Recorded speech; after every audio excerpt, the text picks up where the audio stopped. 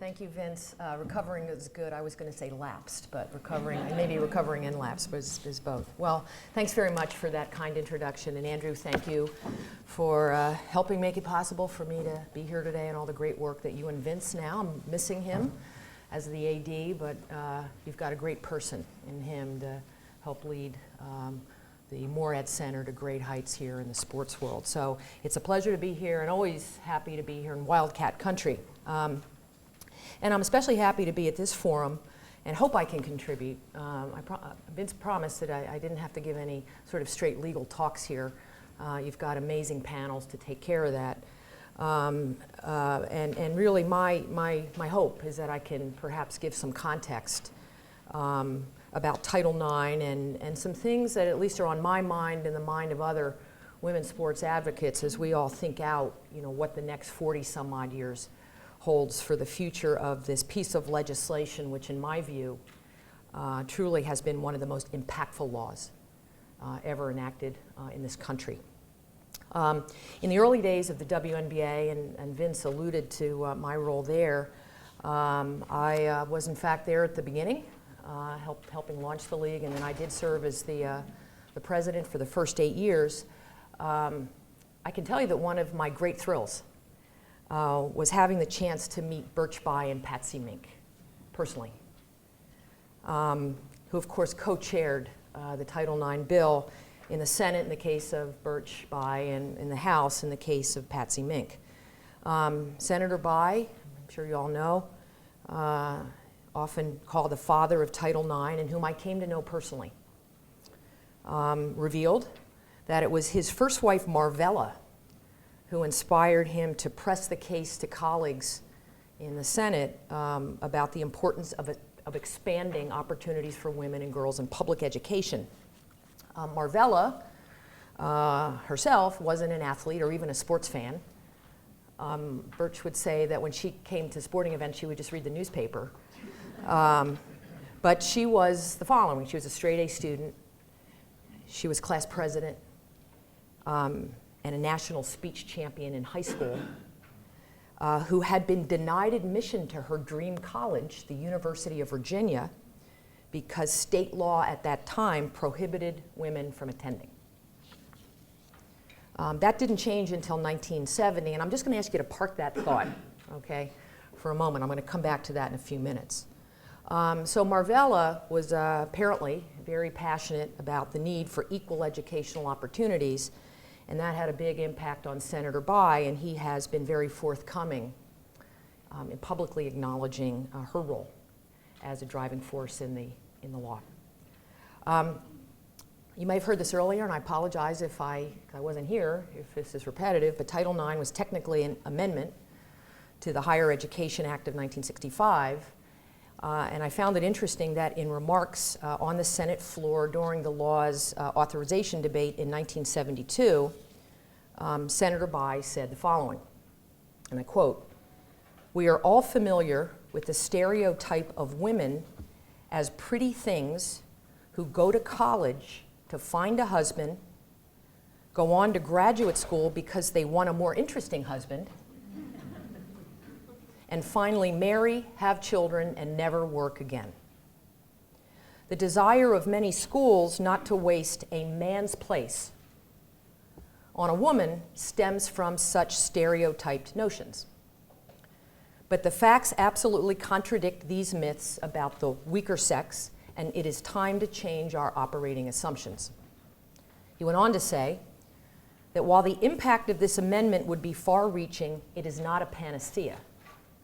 It is, however, an important first step in the effort to provide for the women of America something that is rightfully theirs: an equal chance to attend the schools of their choice, to develop the skills they want, and to apply those skills with the knowledge that they will have a fair chance to secure the jobs of their choice with equal pay for equal work.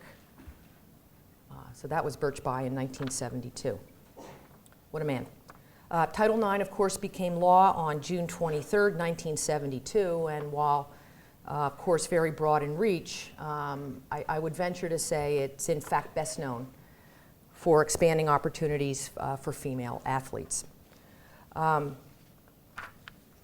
So my experience with Title IX is, in fact, both personal and professional. First, let me give you the personal part. I grew up not real far from here. My hometown, Pennington, New Jersey, is outside of Trenton. And my childhood was spent in the decade before Title IX was passed. It sort of pains me to talk about how many years ago that was, so I won't give you the exact number. It was the 60s. And in fact, chances for girls to play on sports teams back then were few and far between, if not non-existent. Thankfully, my dad loved sports. He made a career out of it himself. He was varying times he went to the Trenton State College, now known as College of New Jersey.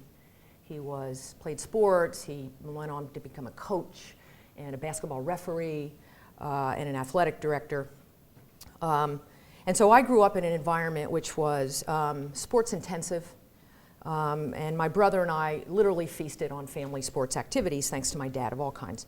But outside of the family, my competitive opportunities up until high school were really limited. I was a member of our town swim team, the famed Pembroke Club in Pennington, but that was it.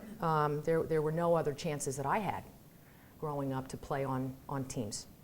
At my junior high school, this dearth continued. The only sports offering for girls at my junior high school, Timberlane Junior High in Pennington, was cheerleading. And because that was all there was, I was sort of, feeling like I had to try out for that. And I remember very clearly, practicing endlessly in front of the mirror in my bedroom. To this very day, I still had this cheer. It was team cheer, hit it, with the hand that goes here and this way and, go team. I can still do that cheer because I practiced it so many times. And so what a dark day it was when they posted the final roster on the locker room door and my name wasn't on it.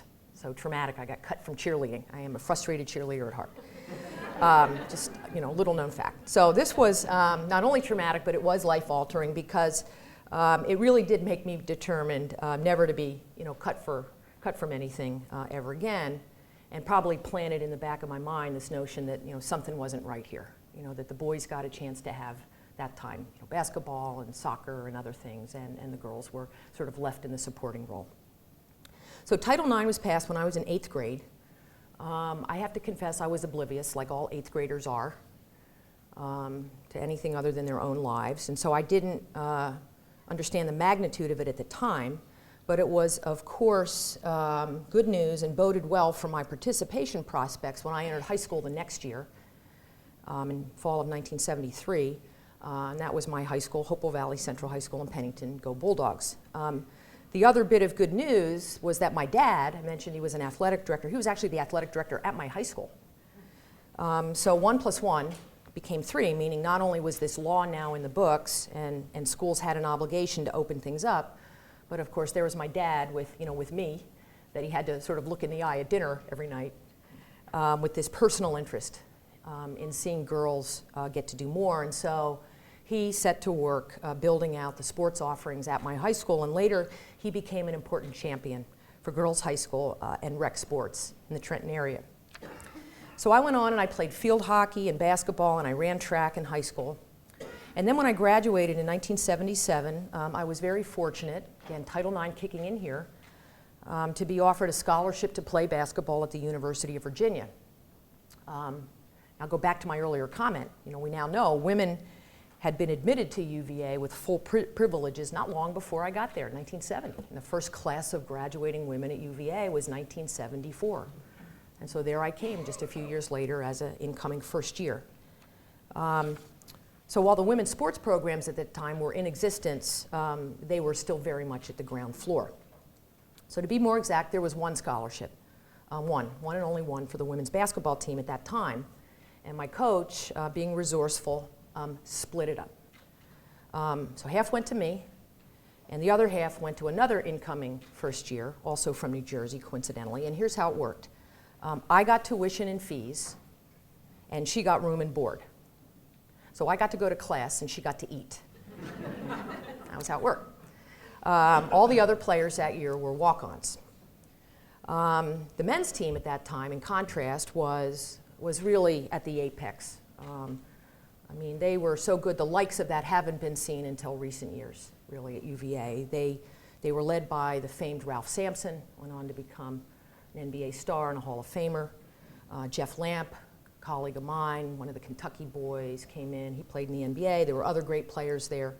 Jeff Jones, now coaching at American. And they were playing at the Final Four level. So the contrast, you can imagine, between the state of the two programs was stark and very, very much inequitable, despite the fact that the law was in the books.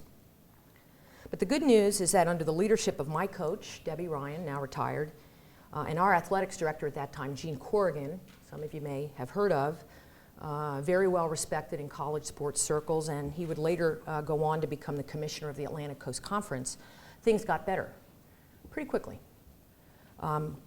Grants and aid were added every year, so that by the time I graduated, every woman on the team was receiving aid of some kind, full or partial. We saw improvements in uniforms and travel. You know, we went from cars and vans that the coaches themselves drove. Okay, I'm telling you, you don't want to lose a game at Carolina and be in the van that your head coach is driving back to Charlottesville that night. Okay, you don't want to be there, and I was, and this is sort of road rage 101. But we moved past that. We got to luxury buses. I think I even flew once by the time we left. So things were better. Our record, which was an abysmal 8-17, something like that, my first year, got better. We won 20 games, for what it's worth, my last 2 years. We got ranked as high as number 11 in the country my fourth year, which was a great source of pride to me and my teammates. Other women's sports teams at UVA were added or expanded while I was there. And importantly, the year after I graduated, in 1982, the NCAA formally replaced the AIAW, the Association for Intercollegiate Athletics for Women, which was at that time the governing body for women's sports. It was separated from the NCAA. In 1982, the NCAA came in and became the umbrella organization for women's college sports. And that in turn led to many advancements nationally in administration and championship management. And so now, of course, you know, women's college sports are at another level entirely across the board here in the Big East and elsewhere.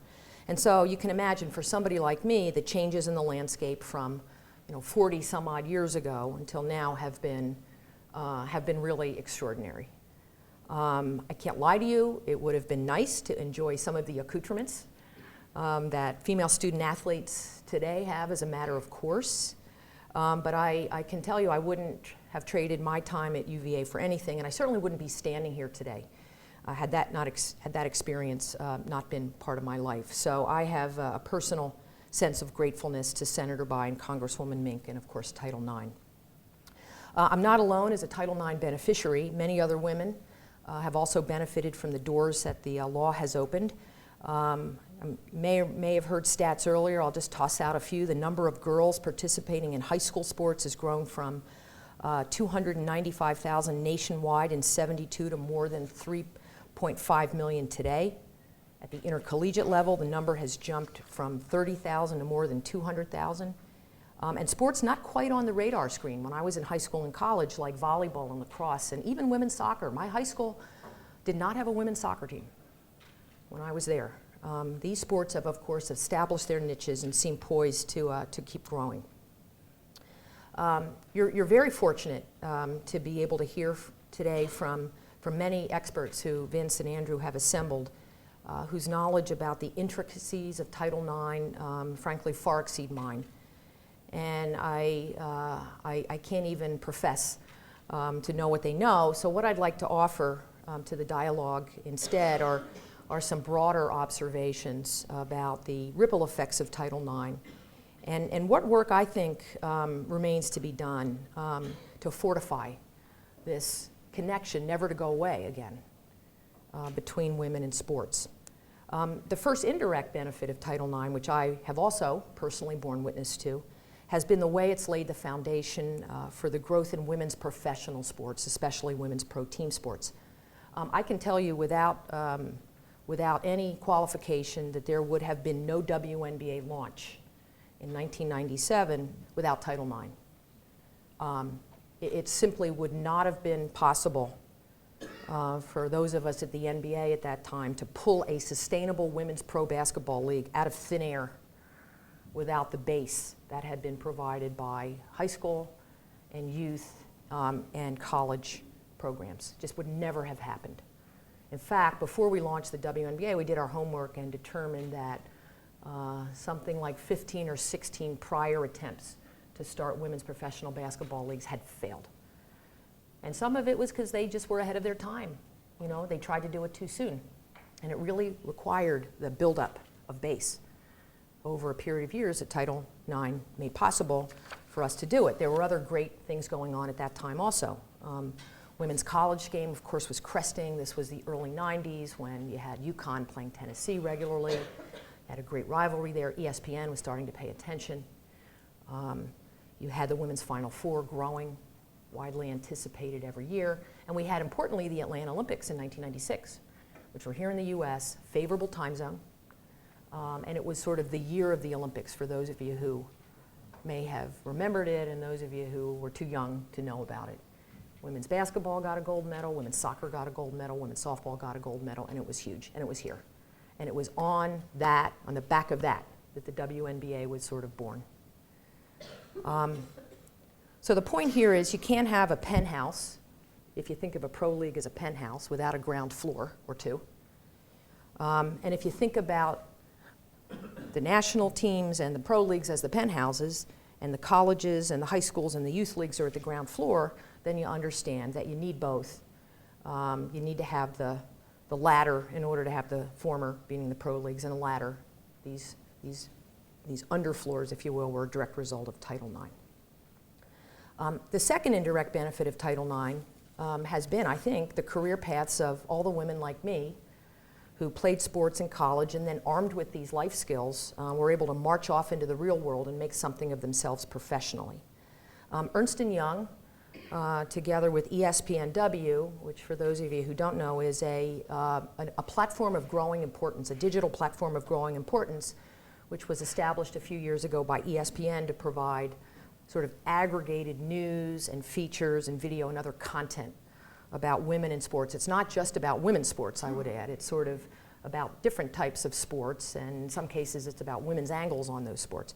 But it's an important platform for the women's sports community, and the two groups, Ernst & Young and ESPNW, have conducted some research that has in fact corroborated the connection between competing in athletics and later success in the workplace for women.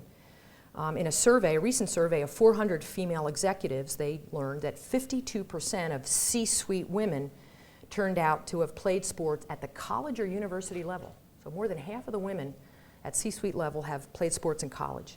74% of the women, even the ones that didn't play sports in college, agreed that a background in sports helps or might have helped them more in terms of accelerating leadership and career potential. And again, personally, I can attest that the skills that I picked up playing basketball at Virginia have in fact helped me to this very day.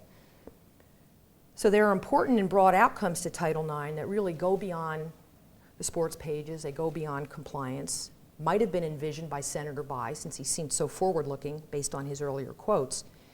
And these outcomes, I think, just help validate how important these sports have become and how valuable they are in helping women secure and succeed, not only while they're playing sports, but in the jobs of their choice when they get out of school.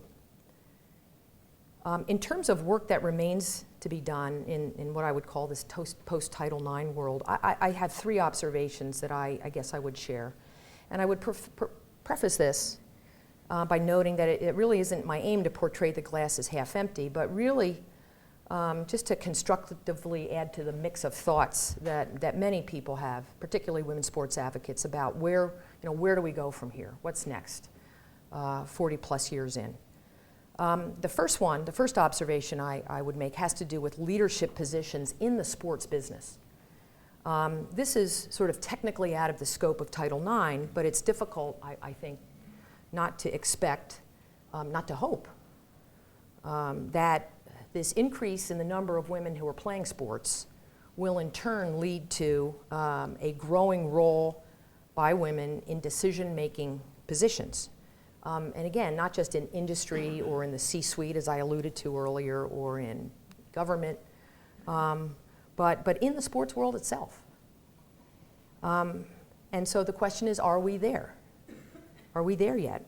Well, let me give you some background. When I joined the NBA, I started off there as a staff attorney, 1988. That was my first job in sports. I can tell you that the number of mid-level and senior women working in the sports industry was very, very small. It was very low. I mean, I had no women to look up to when I took my job at the NBA.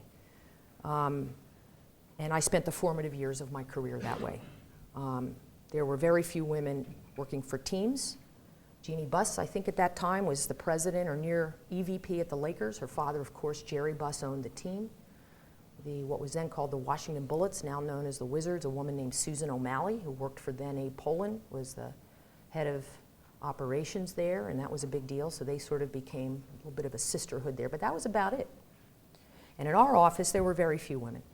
And fortunately for me, I had supportive male mentors who opened doors for me. They included the likes of David Stern, who is a mentor to this day, and Russ Granick, the longtime deputy commissioner at the NBA. And I had the privilege of knowing Dave Gavitt, of course, the founder of the Big East Conference in 1979. I had a chance to work with Dave after he founded the Big East. He became the president of USA Basketball, so he was running the national team program, and I had a chance to learn from Dave. And these are people that I looked up to, and they were great.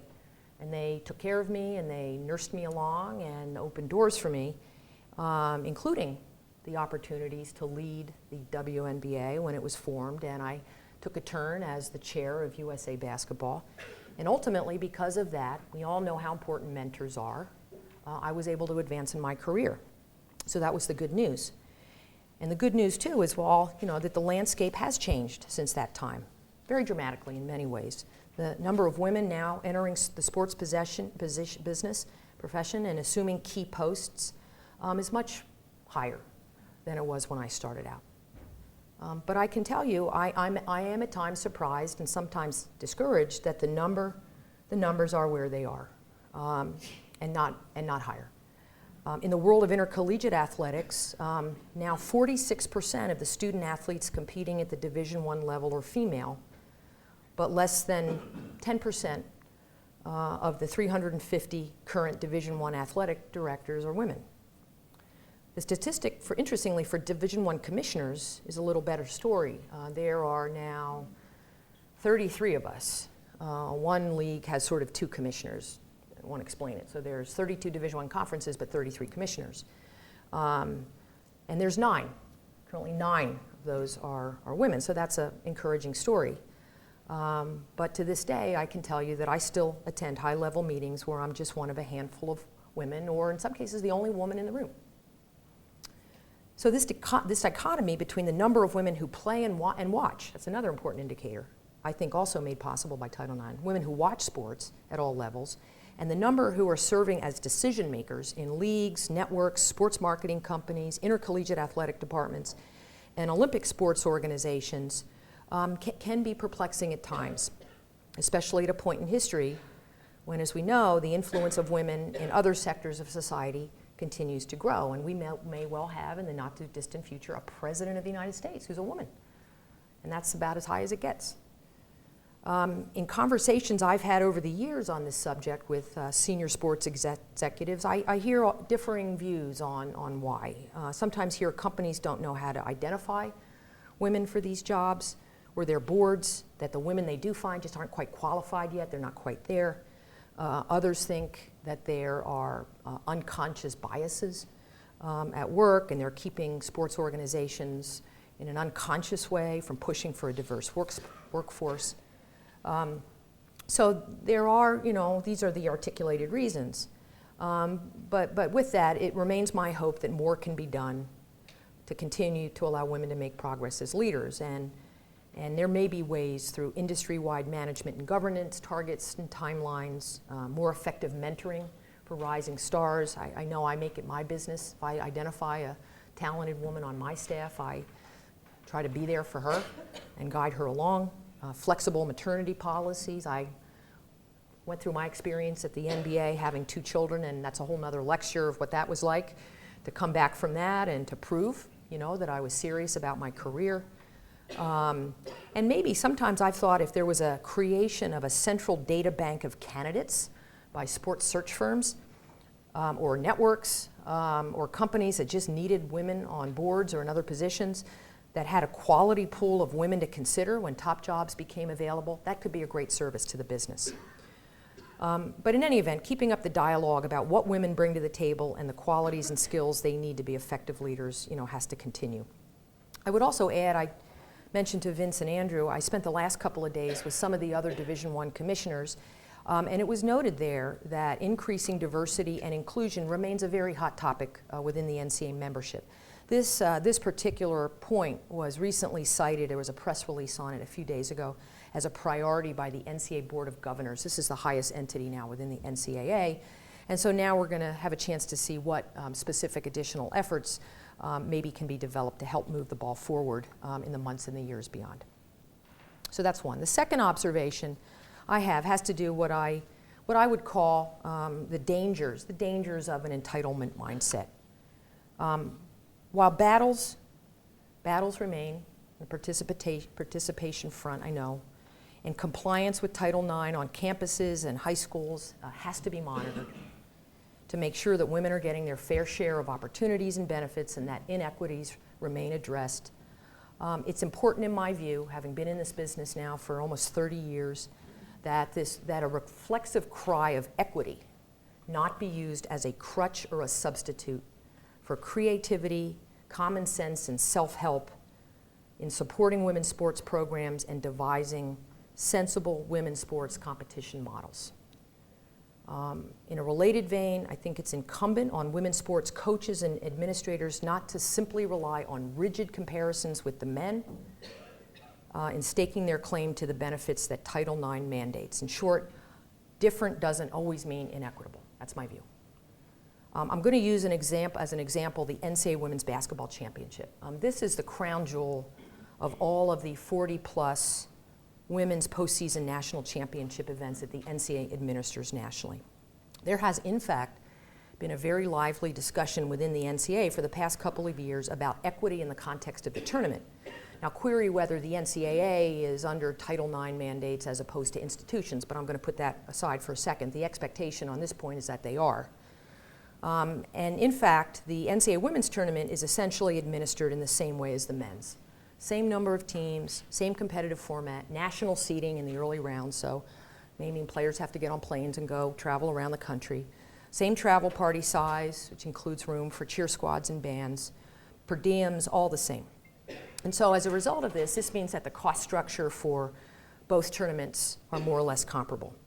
It's a very different story on the revenue side. On the men's side, the tournament, needless to say, generates considerable ticket sales revenue, due in large part to the success of the men's Final Four, which now is being played in domes, and the number and the price of the tickets sold are very, very substantial.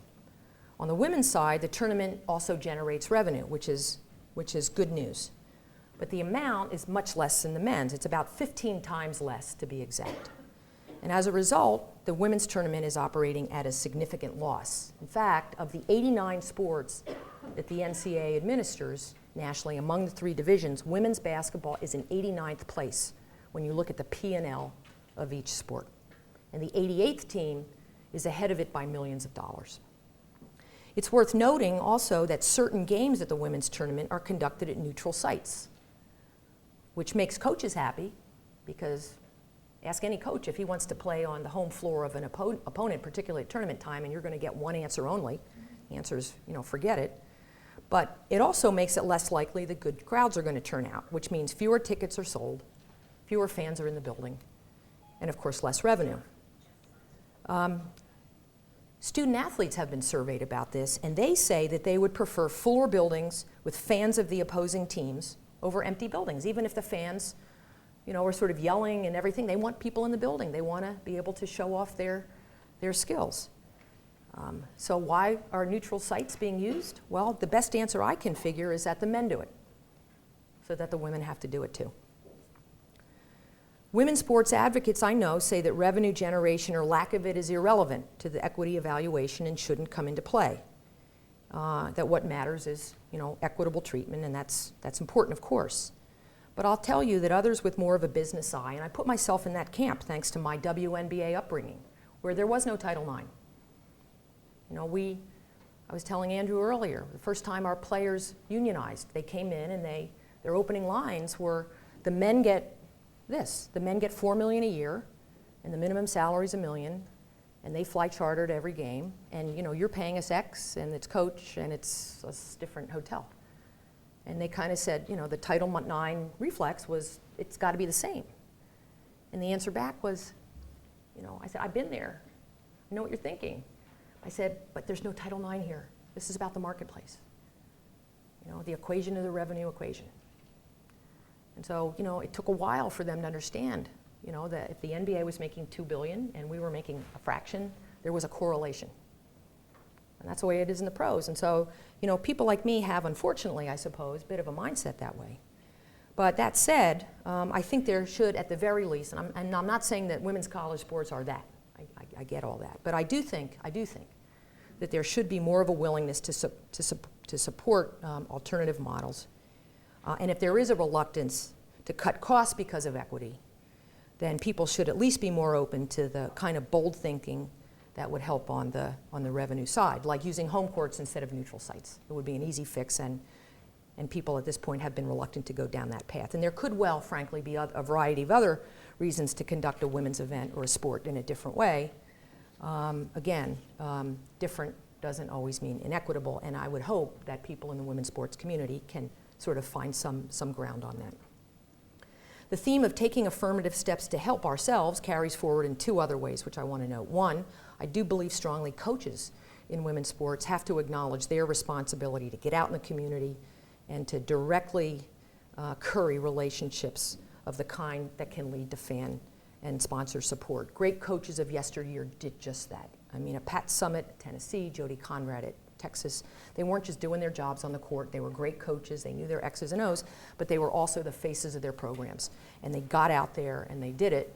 And their fan bases that those two programs enjoy is a large result not only of winning, but also of the work that they did to build it personally. And Harry Perretta has done the same here at Villanova.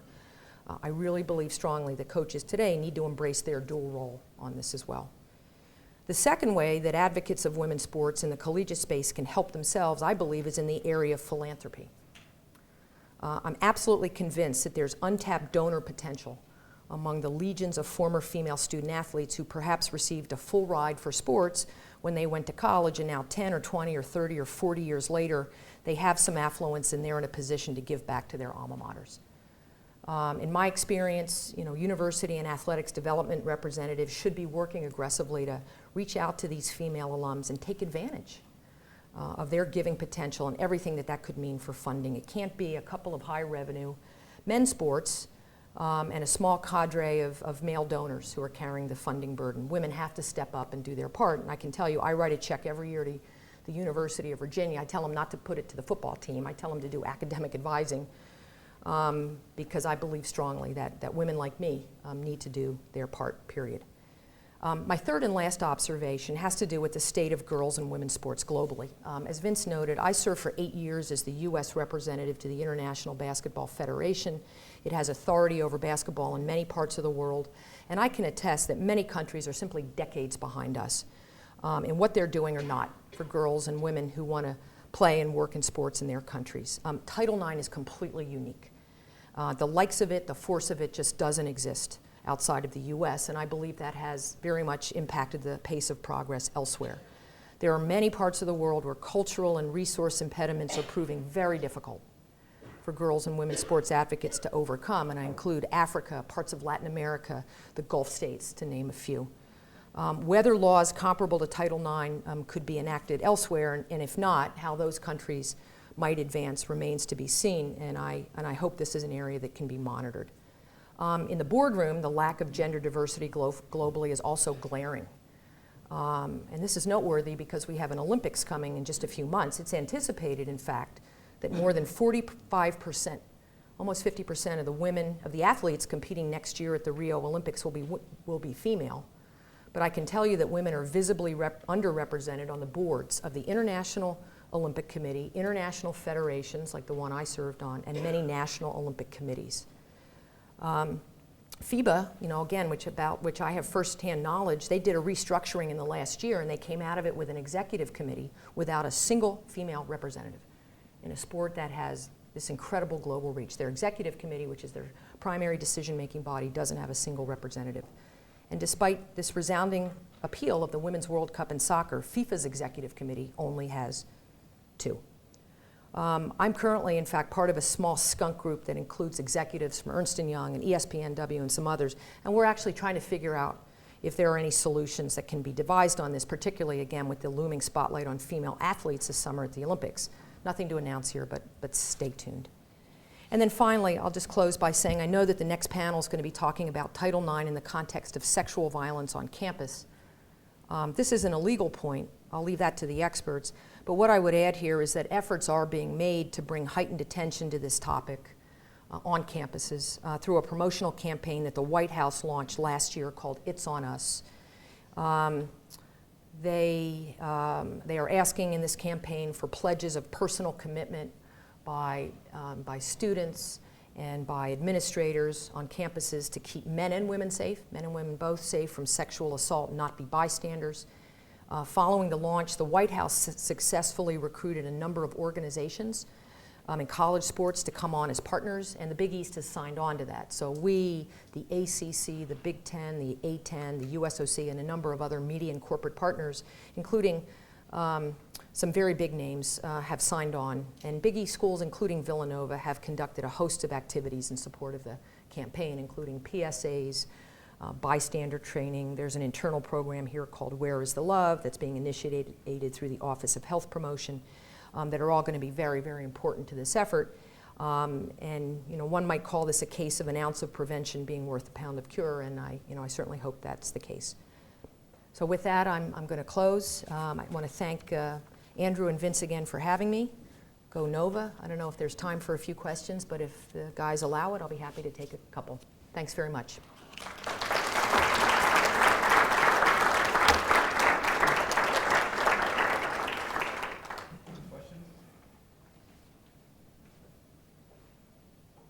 Yes, in the back. Are the economics changing quite a bit over the last decade in ways like the Big East, both men's and women's? Are the costs going up economically or not really? Are you talking at the conference level, or are you talking about at the institutional level? Being able to run the sports at the institutional level. Yeah. Yes, the costs are going up, for sure. The revenues have gone up, but the costs as well. These are important equations that people like Vince and now Mark Jackson, who's the director of athletics here, deal with every single day.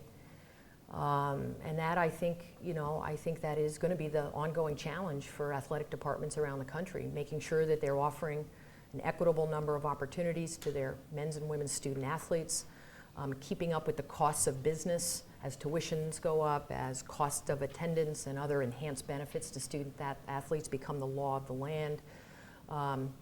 Trying to stay competitive so that top student athletes will come to schools like this one, and that sometimes means having to invest more in travel and facilities and the like. So that's the day-to-day. I will tell you that the Big East Conference, we're in a good spot. Our conference, among other revenues that we bring in, has a very strong revenue stream from our national television agreement with Fox Sports. So that brings money into the conference to pay for the rights that were sold to them, mostly in men's basketball. So that's an important revenue stream for the conference. But these costs are challenging, and the frame of costs, I would say, very much is part of the ongoing discussion about the state of women's sports and Olympic sports, and I think that's where this very important dialogue, has to happen. Yes. Thanks for sharing your experience. They've been impactful, certainly over the decades. It's truly noticed and should be recognized as one of the world leaders. That being said, given your list of hopes, goals, dreams, and desires, when you come back here in 2026, what will you be celebrating? The things that will happen over the next 10 years, you'd like to see happen. Well, in women's sports, you know, if what you read into my remarks was a little bit of a roadmap, I hope that, you know, that women's sports continue to grow, that the opportunities increase and not lessen, that the favorable treatment that has begun to hit, you know, in the women's sports side of the ledger continues to, you know, happen, that, you know, programs, as I said, recognize that it's not just about what Title IX makes possible, but are there ways for women's sports to help themselves through revenue-generating initiatives, including philanthropy? If we can have more of that, then I think it ensures that the future will stay very bright. I would, you know, hope that more women have the kinds of opportunities I had to progress in my career, to have a leadership position, and not just in sports, by the way. You know, that it can happen in you know, many other spheres. You know, for the Big East Conference, of course, you know, we want our women's teams to do well. You know, men's basketball is a bit of an engine for us, but we have high hopes for our women's basketball programs in the Big East. You know, we'd love to win a national championship in both sports. And so we're, you know, in dialogue about our schools about what it's going to take for that to happen. It would be great in 2026 to be able to say we've won a national championship or two in both sports as a conference. You know, and I guess the last thing I would say is, you know, I've got daughters of my own. My oldest daughter is graduated from college. She's working and now trying to get a job in the television business, or she's got one, she's trying to move up. My younger daughter is a junior in college. She has an interest in being a doctor. You know, these are things that I really couldn't dream about when I was a young kid. So for my daughters and for, you know, this legion of young women who are sort of behind us, you know, I hope that what's happened, you know, before they came along can support what they're doing, can serve as a little bit of an inspiration. And I certainly hope, you know, I think my daughters are going to have certain types of challenges that I might not have had, but I think they're going to have opportunities that I didn't have either. And so as a parent, you know, I would hope that in 10 years, you know, they have good stories to tell, you know, as well, just like I did.